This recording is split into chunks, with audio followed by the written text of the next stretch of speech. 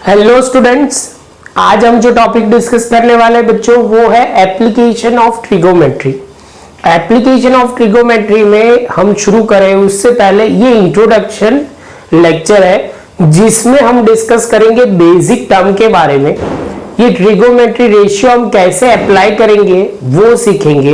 एक एक पॉइंट समझना शुरू करते हैं। सबसे पहले यहाँ पे क्या होगा बच्चा, हमें डिस्टेंस, हाइट एंड डिस्टेंस ढूंढना है। तो कैसे ढूंढेंगे, क्या करेंगे, उसके लिए थोड़े टर्म बहुत जरूरी है। फर्स्ट जो है line of site. Line of site कहने का मतलब बहुत सिंपल लैंग्वेज में समझाता हूं। जैसे आप बोलोगे सपोज एक ये पर्सन है, यहां से वो देख रहा है तो उनकी लाइन ऑफ साइट, ऊपर देख रहा है तो ऊपर, नीचे देख रहा है तो नीचे, स्ट्रेट देख रहा है तो स्ट्रेट, उसको लाइन ऑफ साइट बोलते हैं। लाइन ऑफ साइट मतलब देखने का। जैसे मैं अभी आपके सामने देख रहा हूं तो ये लाइन ऑफ साइट हुई। अभी मैं ऊपर देख रहा हूं, अभी मैं नीचे देख रहा हूं। तो कहने का मतलब बहुत सिंपल है। लाइन ऑफ साइट मतलब कहां आप देख रहे हो उसके रिलेटेड बात हो रही है। अभी आप पढ़ो तो बहुत सिंपल हो जाएगा। Line of site is the line drawn from the I of observer. I of observer, मैं जहां देख रहा हूं उसकी रिलेटेड बात हो रही है, to the point of object view by the observer. अभी देखो, ये देखो, अभी मैं थोड़ा ये बोल रहा हूं कि ये ऑब्जर्वर है और वो यहां देख रहा है, ये ऑब्जेक्ट है। तो यहां जो होता है तो उनको लाइन ऑफ साइट बोलते हैं। समझ में आया? जो भी ऑब्जेक्ट के सामने देखेगा, जैसे मैं आपको देख रहा हूं तो आप बोलोगे लाइन ऑफ साइट और ऑब्जर्वर आप सामने हो। समझ में आया बच्चों? तो ये लाइन ऑफ साइट बोला जाता है। ये थोड़े भारी भारी वर्ड है लेकिन लॉजिक क्लियर हो गया उसके लिए ही है। बाकी ये बहुत बेसिक लेवल है। कई जगह पे ये वर्ड के हिसाब से सम आता है तो स्टूडेंट घबरा जाते हैं। घबराने की जरूरत नहीं है, स्टेप बाय स्टेप चलो, बहुत इजी रहेगा। इसके बाद दिया हुआ angle of elevation. Angle of elevation समझ लो बच्चा कि अभी आप यहां खड़े हो, ये ऑब्जर्वर है हमारा। ये ऑलवेज ऑब्जर्वर इतना छोटा ही रहेगा। जो समझना आपको बहुत सिंपल है। आप बोलोगे सर इसकी दो आंख बना दो, एक नाक बना दो, ये थोड़ा मस्ती वाला हो जाएगा तो हमें फोकस यहाँ नहीं करना है बच्चा। आप बोलोगे सर ये ऑब्जर्वर यहाँ देखता है, ऊपर कोई पॉइंट पे देखता है, तो उनको समझ लो वो नीचे रोड पे खड़ा हुआ है और एक जो बिल्डिंग है उसके टॉप पे वो देख रहा है। समझ में आ रहा है? तो उसको कैसे देखना पड़ेगा, ऊपर थोड़ा देखना पड़ेगा। तो ये जो एंगल बनेगा जहां से वो देख रहा है वहां से यहां जो एंगल बनेगा उसको एंगल ऑफ एलिवेशन बोलते हैं। क्या बोलते हैं? Angle of elevation. समझना बहुत सिंपल है। यहां से जो देख रहा है और जहां देख रहा है, अब ये पॉइंट है, ऑब्जेक्ट है जो कहां है, बिल्डिंग के टॉप पे, और यहां से ऑब्जर्वर देख रहा है। तो ये जो एंगल बनेगा उसको क्या बोलेंगे? Angle of elevation. बच्चा तो पढ़ना शुरू करते हैं। Angle of elevation of an object view is the angle form by the line of site. Line of site, ये देख रहा है वो, ये जो है ना लाइन ऑफ साइट है। उसके बाद with horizontal when the above the horizontal. तो अबव द हॉरिजॉन्टल मतलब ये सीधा देखता होगा तो ये एक ही लाइन हो जाती। Line of site and horizontal दोनों सेम हो जाएंगे। लेकिन वो जो रोड पे खड़ा हुआ है वो, उसको बोलेंगे लाइन ऑफ हॉरिजॉन्टल है, वहां से वो ऊपर देख रहा है। तो ये जो एंगल फॉर्म होगा उसको बोलेंगे हम क्या? तो आप बोलोगे सर ये जो होगा ये एंगल ऑफ एलिवेशन बोला जाएगा।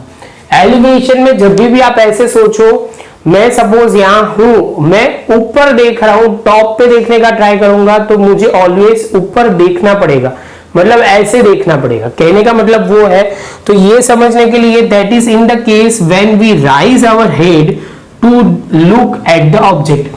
क्योंकि ऑब्वियसली ऊपर होगा तो हमें थोड़ा ऊपर देखने के लिए क्या करने पड़ेगा, हमें वो देखना पड़ेगा, ऊपर की ओर देखना पड़ेगा। उसको जो एंगल बनेगा एंगल ऑफ एलिवेशन बनेगा।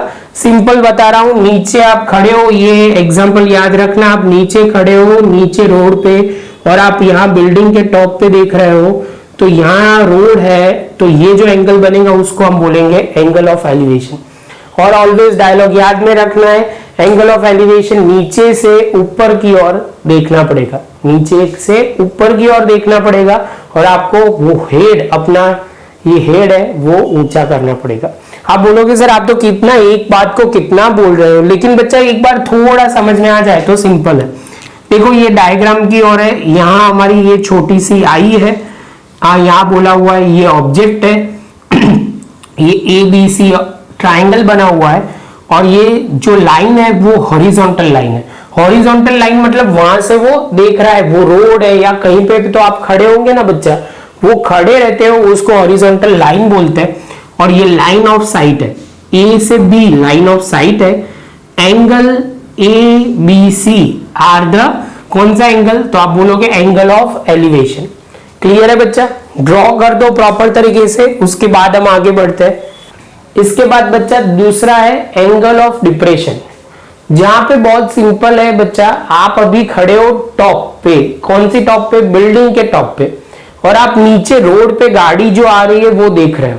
तो ये देखने के लिए आपको ऐसे नीचे देखना पड़ेगा, जो नीचे देखना पड़े तो एंगल ऑफ डिप्रेशन बोला जाता है। Angle of depression and angle of elevation दोनों सेम होते हैं, ये 30 हुआ तो ये भी 30 होगा। क्यों होगा वो लॉजिक क्लियर करवाता हूं, पहले हम वो पढ़ लेते हैं। एंगल ऑफ डिप्रेशन किसको बोलते हैं, तो ये जो एंगल बनेगा यहां से देख रहा है नीचे, तो यहां जो एंगल बनेगा उसको एंगल ऑफ डिप्रेशन बोला जाता है। क्लियर है बच्चा, जो जिसमें लिखते हैं angle of depression of an object view is angle form by the line of site with the horizontal when it is below the horizontal level. मतलब वो नीचे होगा, ये हॉरिजॉन्टल लेवल जो है बच्चा ये सीधी लाइन है, मतलब हम अभी कहां पे, टॉप पे आप खड़े हो बच्चा, और उससे जो लाइन नीचे देखते हो आप, उसके रिलेटेड बात हो रही है। समझ में आ रहा है, बहुत ही सिंपल है। ये जो एंगल आपको होगा एंगल ऑफ डिप्रेशन बोला जाएगा। ये क्यों लिखवा रहा हूं कि ये वर्ड पता चले, क्योंकि हम डायरेक्ट सम करेंगे तो पता तो चल जाएगा, लेकिन थोड़ा आगे पीछे का बैकग्राउंड क्लियर होना बहुत जरूरी है।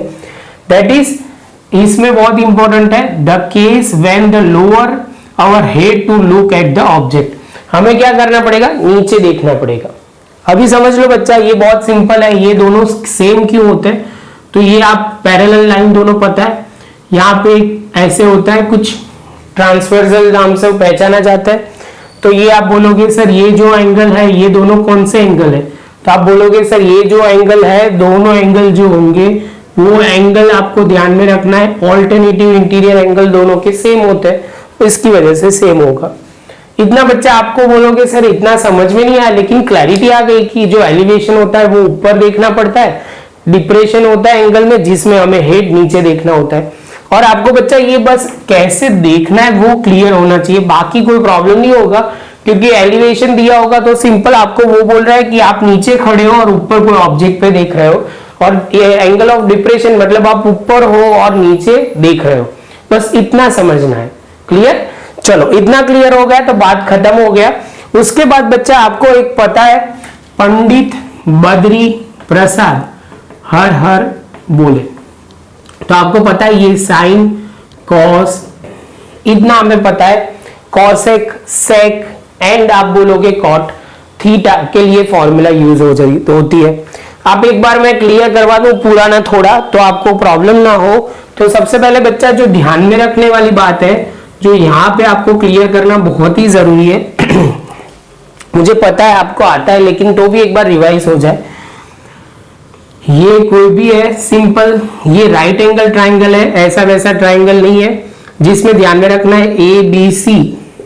ठीक है, यहां जो देखते हो तो ये सपोज यहां जो एंगल लेते हो तो ये जो एंगल होता है, ये एंगल आपके बोलोगे सर ये देखो, ये जो एंगल है ना दो जगह से कनेक्टेड है, एक हाइपोटेनियस और एक बेस के साथ, तो उसके ये बेस है ये हाइपोटेनियस है, तो आप बोलोगे सर ये क्या होगा, तो ऑब्वियसली बच्चा ये परपेंडिकुलर होगा। क्लियर है सेम वे आप बोलोगे सर ये एक ट्राइंगल है, ऐसा वैसा नहीं है, ये भी राइट एंगल ट्राइंगल है, ए बी सी।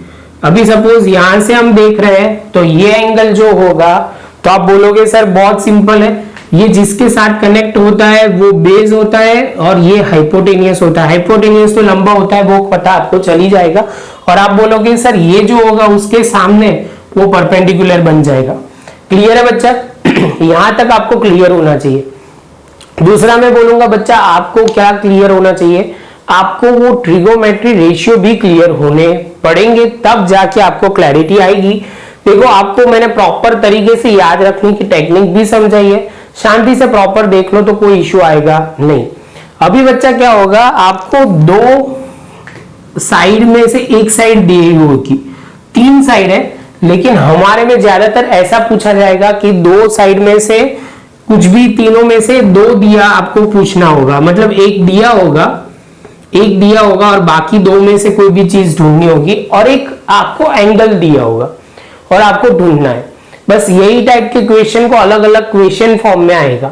सबसे पहले मैं इजी वाला करवाता हूं जिससे आपको क्लियर हो जाए। तो जैसे समझ लो बच्चा, यहाँ पे एक राइट एंगल ट्राइंगल है जहां पे बोला गया है कि BC क्या होगा, बेस। आप बोलोगे सर ये हाइपोटेनियस और ये परपेंडिकुलर। अभी आपको बोला गया है कि सर मुझे चाहिए क्या, आपको क्वेश्चन में बोला गया है कि सर AB चाहिए। क्या चाहिए बच्चा, AB चाहिए। तो आप बोलोगे सर AB चाहिए तो कौन सा रेशियो फॉर्म कर सकते हैं, हमारे पास बेस तो है ही है बच्चा, और परपेंडिकुलर। तो आप बोलोगे sir tan 60 is equal to, आपको पता है क्या होगा, P/B, मतलब परपेंडिकुलर अपॉन B, जिसमें आप लिखोगे AB/BC। क्लियर है बच्चा यहां तक? चलो आगे चलते हैं। tan 60 की वैल्यू है √3, AB हमें नहीं पता लेकिन BC हमें पता है, तो हम लिख देंगे √3 × 5 इज इक्वल टू AB। हमारा आंसर आ गया। बस यही ढूंढना था बच्चा, कुछ और क्वेश्चन है इसमें है ही नहीं, मैजिक क्वेश्चन कुछ भी नहीं है। बस ऐसे एंगल होंगे, लेकिन इतना इजी नहीं दिया होगा, थोड़े वर्ड की लैंग्वेज में मायाजाल होगा जिसमें शब्दों का, वो आपको समझना है। अभी आगे चलता है बच्चा। तो फिर से यहां दिया हुआ है, इस बार 2 आपको ढूंढना है। यहां पे आप बोलोगे सर ये जो है बेस है, ये आप बोलोगे सर इसको हाइपोटेनियस बोलो आप, और ये परपेंडिकुलर है। तो अभी आप बोलोगे सर कौन सा वाला ढूंढना है, तो परपेंडिकुलर के और परपेंडिकुलर एंड हाइपोटेनियस। तो आप बोलोगे साइन कितना है, 60 है, तो आप बोलोगे साइन 60, और यहां पे जो है वो होगा P/H। तो P जो है वो आप बोलोगे सर AB/AC। जहां पे ध्यान में रखना है √3/2, AB जो है 3 है, और AC जो है बच्चा, AC आप बोलोगे सर वो नहीं पता हमें, तो अभी आप सीधा अरेंज करोगे, यहाँ पे AC सामने ले जाओगे 3, और यहाँ पे लिखेंगे 3 की जगह बच्चा, चलो एक स्टेप में और करूंगा, और ये जाएगा 2 सामने। अभी ऐसा सब में आता है तो आपको थोड़ा सिंप्लीफाई करना पड़ेगा। ये 3 की जगह मैं √3 × √3 लिख रहा हूं, × 2 डिवाइड बाय √3, तो ये √3 कट हो जाएगा, 2 × √3 आ जाएगा। क्लियर है बच्चा, जाने दो आगे। चलो तो अभी आप बोलोगे सर ये होने के बाद आप एक और ढूंढ सकते हो। अभी लास्ट जो है वो भी ढूंढना है, BC ढूंढना है, जिसको आप बोलोगे बेस। तो परपेंडिकुलर अपॉन बेस, ये आप सॉल्व करके मुझे भेजोगे, ठीक है। चलो ये करके आप मुझे बताओ, आपको ये समझ में आया होगा तो मुझे करके ये आंसर भेजना है। वीडियो अच्छा लगा है तो लाइक शेयर सब्सक्राइब करना है। दूसरा, नोटबुक में पूरा लिख देना है अच्छी तरह, और मैंने जो लॉजिक बोला है वो याद रखना है, वर्ड टू वर्ड कुछ भी याद नहीं रखना है। क्या एंगल ऑफ एलिवेशन आपको हेड ऊपर करना पड़ेगा, और ऑलवेज ध्यान कहाँ रखना है कि ये एंगल ऑफ एलिवेशन, डिप्रेशन का एंगल, सब कुछ डिटेल में हमने डिस्कस किया, इतना आप अच्छी तरह लिख लो। बच्चा मिलते हैं अब नए लेक्चर में नए टॉपिक के साथ, डिटेल में हम देखेंगे। आपको शांति से पॉज करके ये लिख लेना है।